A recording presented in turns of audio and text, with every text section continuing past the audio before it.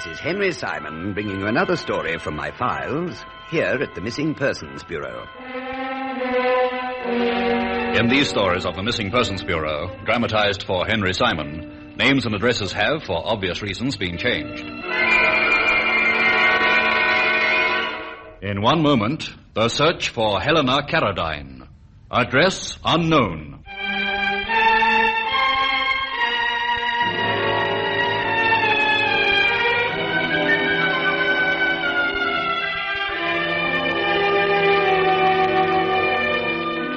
Address unknown. Brought to you by Colgate-Palmolive, makers of Colgate Dental Cream, Palmolive Shaving Cream, Ajax the Foaming Cleanser, and Super Fab with Wonder White.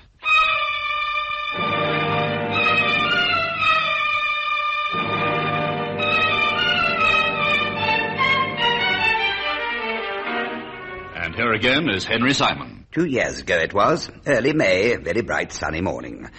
As I'm accustomed, I got to the office early, before any other members of the staff.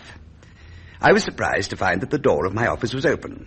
I entered, closing the door behind me. Mr. Simon? I was so surprised I started. I hadn't seen the man in the wing chair. I turned at the sound of his voice and saw a tall, good-looking figure in the act of rising.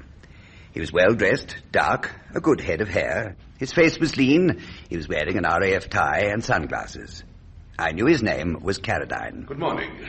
Sorry to give you a fright like that. Oh, how do you do, Mr. Karadine? You're early. Your appointment isn't till 9 o'clock. Oh, I do hope you'll forgive me barging into your office like this. I'm very poor at killing time. I arrived early. I thought I'd wait here. That's quite all right. Would you like to come and sit opposite me? I find this chair very comfortable. If that's all right with you, Mr. Simon. Of course. Do sit down. Now then, what's the trouble, Mr. Karadine? It's my wife. She's disappeared. Oh, dear, I'm sorry to hear that. Would you like to tell me the circumstances surrounding her disappearance? Well, I'll tell you what I can, which is very little. It was 3 days ago. I got home from the office, and she's usually... silly of me, still using the present tense. She was usually, I should say, waiting for me. On Tuesday night, she wasn't. I thought at first she was late getting back from shopping or seeing friends, but the evening wore on, and Helena didn't turn up. I asked the staff if they knew where she was.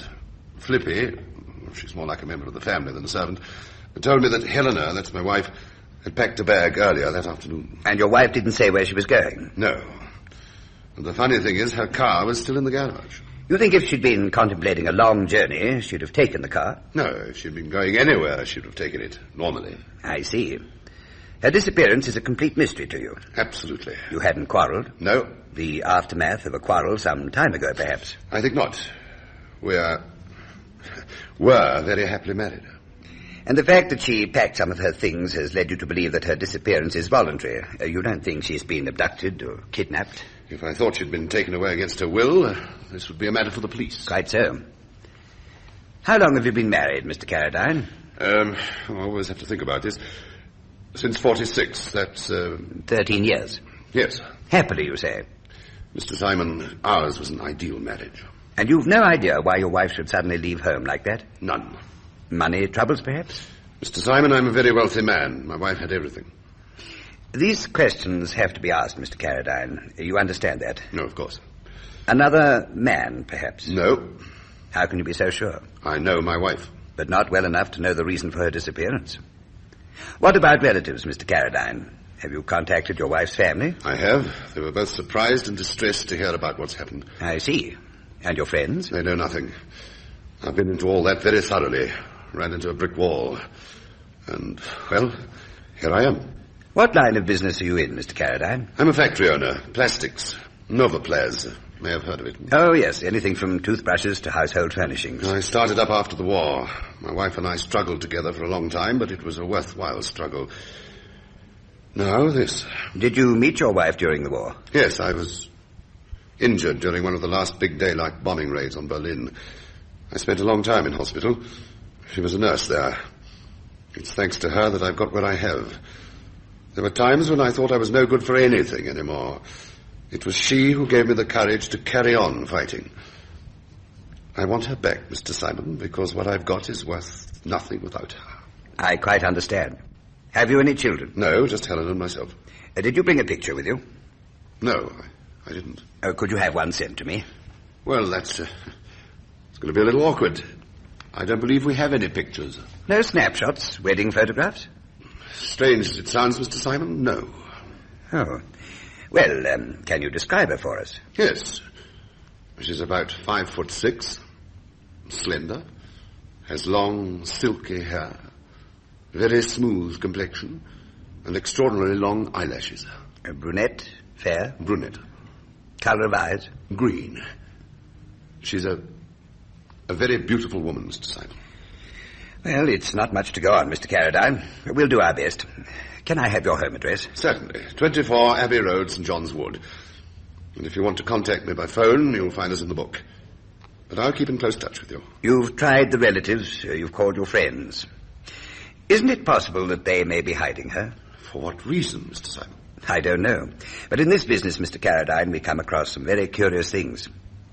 I think you'd better give me the addresses of family and your immediate circle of friends. Having done so, John Karadine left. I summed up what I'd learnt from him.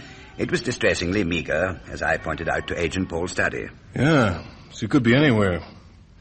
I wonder if she's left the country. Why do you say that? Oh, a rich dame. Maybe took it into her head to visit the south of France, Costa Brava. In May, start of the English summer. Yeah, you got a point there. Still won't be any harm checking with the immigration authorities. Well, I'll do that for you. Well, I do what? Yes, I see what you mean. Take your pick. What was the servant's name again? Karadine called her Flippy. Could be short for anything. Philippa, Miss Phillips. Flippy. Well, maybe she knows more than she's telling. Anyway, we'll go dally a while with Flippy. I won't keep you long, just a few questions, you understand? Yes. Did Mrs. Karadine tell you where she was going? No. Did you help her pack? Yes. And what did she take? A suit, 3 dresses, shoes, underwear, night things, and 1 or 2 odds and ends, souvenirs and whatnot. Souvenirs? Yes, little things she had on her dressing table. There was a clock set in shatterproof glass, from the early days, I think, when they started in business. Mm-hmm. And what else? Sounds a silly thing, I know, but there was a Mickey Mouse toothbrush holder. Plastic? Yes. Go on, anything else? Yes, Mr. Karadine's RAF identification tags. They used to hang on a bit of string on Mrs. Karadine's mirror. Ever so fond of them she was. I see. When you helped her pack, did she say anything to you about where she was going and why? I've been over this 100 times with Mr. Karadine. She rang for me. I walked in and saw her crying. I want you to help me pack, Phoebe. Why, what on earth's the matter? It's nothing you would understand. I'm going away. Something's upsetting you. What is it? I just got to get away, that's all. And I must go now. Don't ask me why. But this is so unlike you. Does Mr. Karadine know you're going? No. That's why I'm going now. Before he comes back. Oh, it's none of my business. But you and he... Well, you're so happy together. Why do you want to run away? Because I've got to.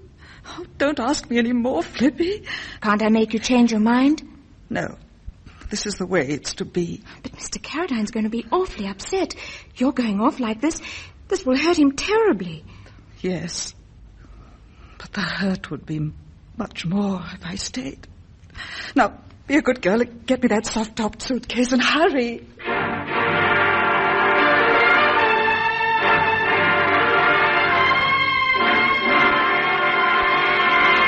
She cried like a baby when she left the house. I didn't know what to do. You see, it wasn't really any of my business. I mean, I'm only an employee here. I was in 2 minds whether to phone Mr. Karadine or not, but it would have been useless because by this time she'd have gone anyway. I was terrified of him coming home. I dreaded having to tell him. Mm-hmm. And you say they were happy together? Terribly. It's like I wanted to be for me when I get married. Did she walk, take a cab, or take a bus? Taxi from the corner. There's a rank there. Oh. Well, thanks, Phyllis. Call me Flippy. Everybody else does. Okay, Flippy. I better be going. Got a lot to do. You will find her, won't you? If I have to knock myself out in the process.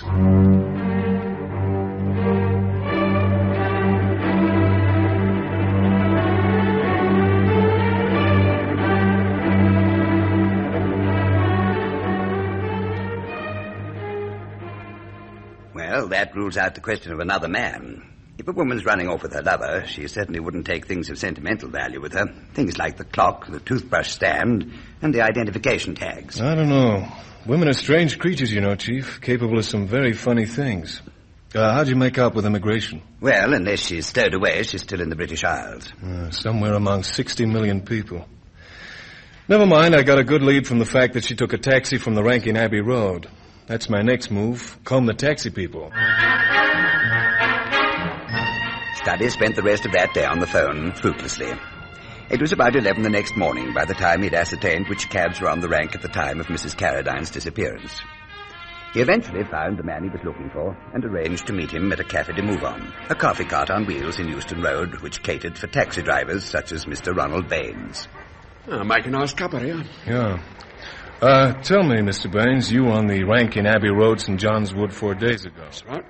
You've been told that I'm looking for a woman you had as a fare. Picked her up about 4 o'clock or thereabouts. That's right. So?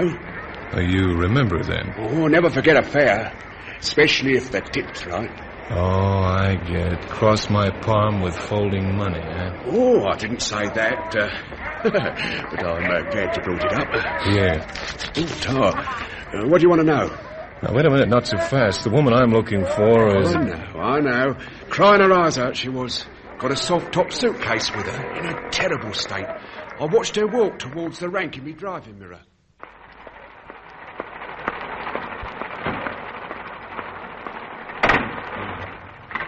Where to, lady? Lady? Oh, I'm so sorry. Yes? Where to? Oh, dear. Take me to the station. Waterloo, King's Cross, Euston, Paddington, Victoria? Euston. Yes, take me to Euston. Anything else? Did she say anything apart from what you've told me? Oh, not another word, except to thank me. Oh, she was upset about something, all right. Very touching. Gave me a nice tip, though. Yeah, from a financial point of view, you're very touching yourself. Euston serves the west and northwest of England and also provides access to Northern Ireland. Ireland? Yes, the boat train from Liverpool. Oh, before I forget, Flippy phoned. The Karadine soon. What does she want? I don't know. I didn't speak to her. But apparently it's rather urgent. You better phone her right away. Here. Thanks. What's the address of Mrs. Karadine's family? They live in Chester. Is Euston the station for Chester? Yes.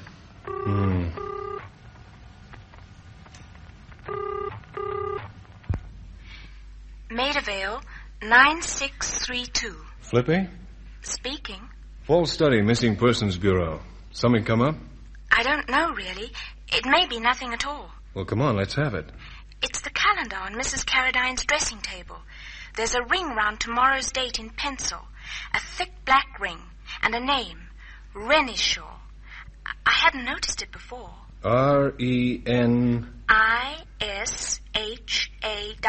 W, thanks. Does that mean anything to you? I mean, who's Renishaw? Or maybe it's a place. I don't know. Mr. Karadine home? No, he's at the works. All right, Flippy, and thank you. I hope it helps. Bye. Well, Study? Does the name Renishaw ring a bell with you? Not at all. Well, do me a favor, Chief. While I'm out, check on it for me. Could be a person or a place name. Where are you going? The Novoplast factory. Going to see how Mr. John Karadine makes all his money. The site of the Novoplast factory was at Brentford, not far from London Airport. It was an ultra-modern place, laid out in lawns and gardens, and the buildings were neat and compact. Study was ushered into the presence of the managing director, John Karadine. Sit down, Mr. Study. Thanks. Well, I'll get straight to the point. We've managed to trace your wife's movements as far as Euston Station. She took a cab there from the street outside your home. Any idea where she'd go from there? Euston. Her parents, maybe? Chester? No, I checked there before coming to see you people. Where, then? Do you mind if I smoke? Oh, no, go ahead. For you? No, thank you. I'll smoke one of these. Light? No, it's all right. I've got my own lighter here. Somewhere. I'll use mine. Go on, take a light. Well, what are you waiting for? The flame's over here, Mr. Karadine. But you can't see it, can you? You're blind.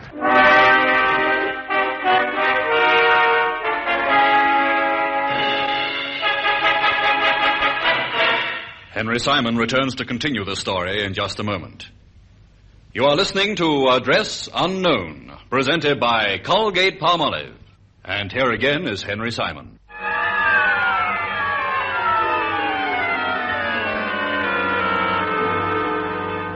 John Karadine had fumbled for his lighter and failed to find it. He couldn't continue to ignore the light being offered to him by Study. He leaned forward expectantly, the cigarette in his mouth. But he'd turned in the wrong direction. The truth dawned on Study as he saw twin flames in the lenses of Karadine's dark glasses, which we'd mistaken for sunglasses. Yeah, things fall into place now. Your early arrival at our offices before any of the staff, so that you could feel your way around, find a chair. And your description of your wife. Silky hair, smooth complexion, long eyelashes. All the things you knew by the sense of touch. It's quite enough, Mr. Study. Now, please go. Yeah, but why keep it such a secret? I said, please go. Why hide your disability? Get out!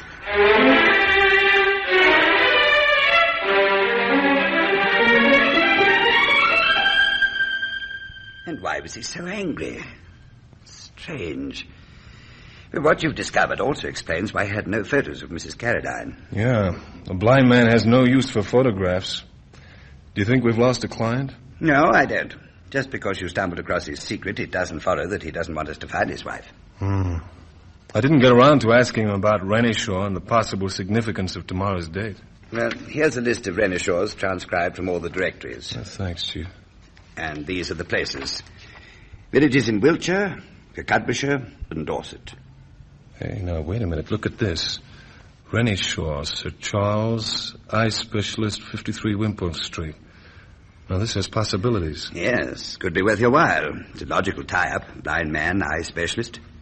But all self-respecting physicians have shut up shop by this time. Okay, I'll make Wimpole Street my first call tomorrow. Is that all? Is that all what? You missed a golden opportunity for a crack. At the expense of the Barretts and Robert Browning. I think Study was disappointed to find that Sir Charles Renishaw sported neither mutton chop whiskers nor a stiff wing collar and cravat. He was a youngish man, intrigued by the visit of the agent from the Missing Persons Bureau. Most distressing. A lovely woman. I can't understand it. Well, if the Karadine servant hadn't been so sharp, I wouldn't be here. Go on, Mr. Study. Well, there's a heavy black ring around today's date on Mrs. Karadine's dressing table calendar. There's also your name, Renishaw. Can you offer any explanation for that? Yes, I can. Today I have an appointment with John Karadine at a nursing home. He's to undergo the last of a series of 3 operations. I'm going to perform the operation. Oh, I see. John Karadine has every chance of recovering his sight. You know he was blinded during the war. His aircraft was very badly shot about, and so was he. Flak exploded directly beneath the cockpit.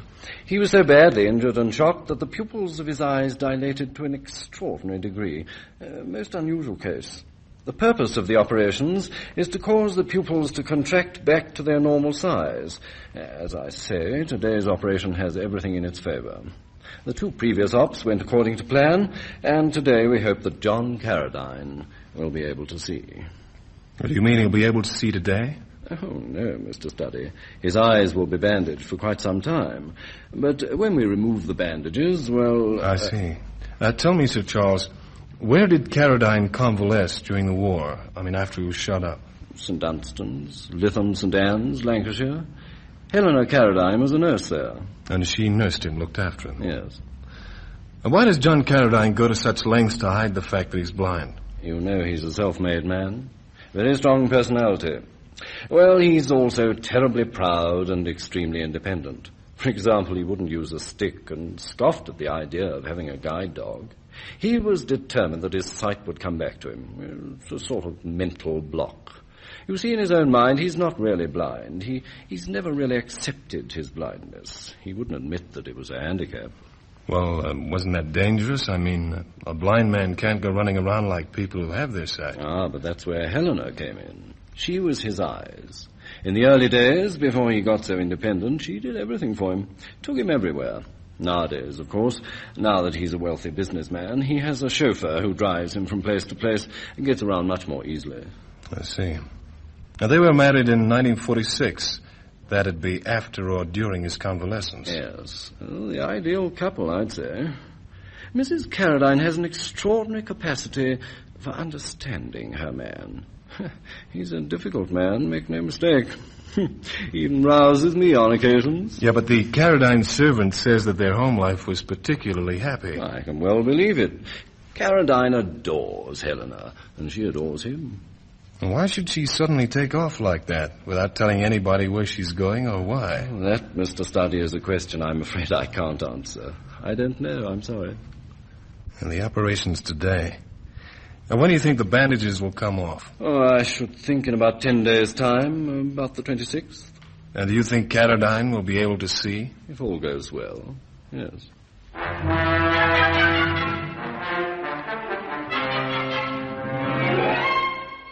Well, the next thing I suggest is that you check on relatives and friends. They may be hiding her. Okay, Chief. I'll keep you posted. I didn't hear from Study for almost a week. During his absence, I contacted Sir Charles Renishaw to find out how Karadine's operation had gone. I was told that it went according to plan. I was getting anxious about Study when he phoned. Look, Chief, I'm in a terrible hurry. I'm at Euston Station. I've got a train to catch. It leaves any minute. I've checked on all the relatives, mother and father, aunts and uncles, the works. And I've been through the complete list of the Karadine's close friends. I've just had me a great idea. Well, tell me about it. Where are you going? Sorry, Chief. Got to run. There goes my train. Oh, dear.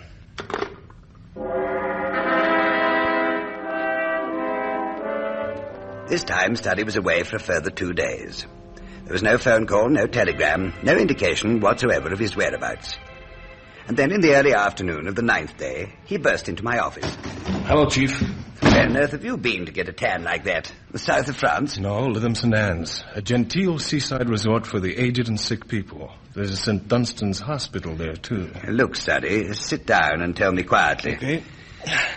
I don't know what on earth you're talking about. Well, the long and short of it is, I've found Helena Karadine. Where? I just told you, St. Dunstan's, Lytham St. Anne's. She was working there as a nurse. What stroke of genius took you to Lytham St. Anne's? Well, during my routine checking, I found myself in the vicinity of Euston Station.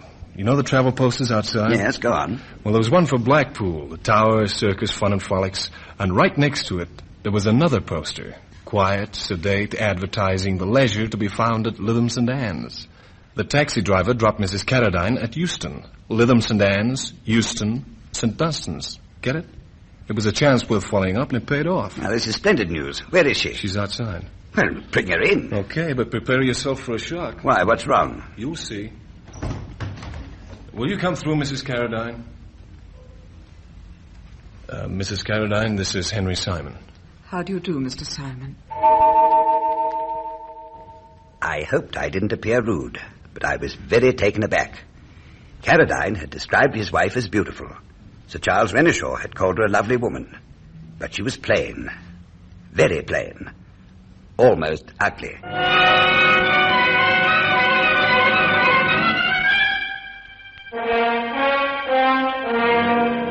Henry Simon returns to conclude the story in just a moment. You are listening to Address Unknown, brought to you by Colgate-Palmolive, makers of Colgate Dental Cream, Palmolive Soap, Ajax the Foaming Cleanser, and Super Fab with Wonder White.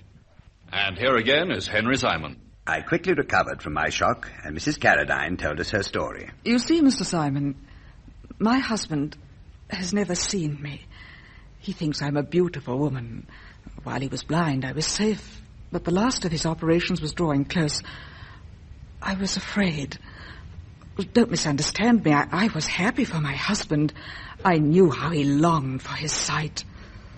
But I was afraid of the sight of myself. I panicked, having nursed my fear for a long time, and ran. It was only in the taxi that I decided to go back to nursing.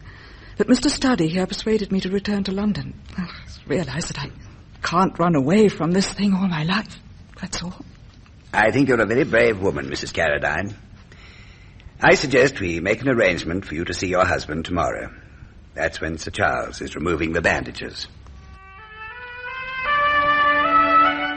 I put the proposition to Sir Charles Renishaw, and he agreed to the meeting. Studdy and I accompanied Mrs. Karadine to the clinic in Harley Street, where we were met by Sir Charles. Ready, Mrs. Karadine? Yes. Can he see? Yes, he can. Thank you. A visitor for you, Mr. Karadine. Helen. Oh, my dear.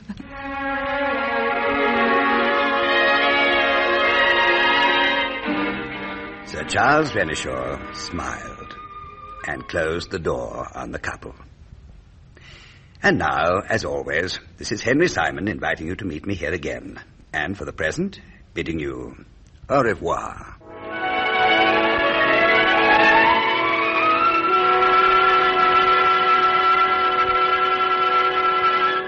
Colgate-Palmolive invites you to listen next Friday evening at 8 o'clock when Henry Simon will introduce another story in their gripping and unusual series, Address Unknown.